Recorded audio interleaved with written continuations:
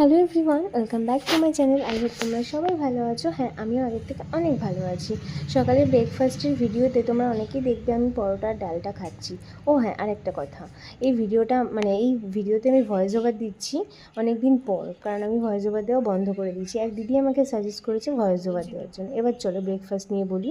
আমি কিন্তু অনেক ভিডিওতেই তোমরা দেখতে পারবে এই পরোটার ডালের ভিডিওটা ছাড়ি, কারণ এটা আমার ফেভারিট ফুড। আর যেদিন ব্রেকফাস্ট হিসেবে ফেভারিট ফুড, আমার বাবা যেদিন বাড়ি থাকে আমার জন্য কিন্তু এটা এনে দেয়।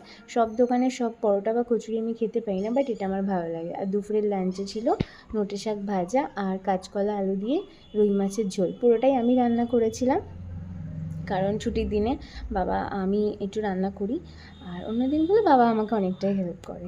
তো বেশ ভালো হয়েছিল, যেহেতু আমি মাছ খেতে পছন্দ করি। আর চলো, আর তারপরে ছিল ওষুধ, আর দেন ছিল ফল। টাটা, ভিডিওটা এখানেই শেষ করছি।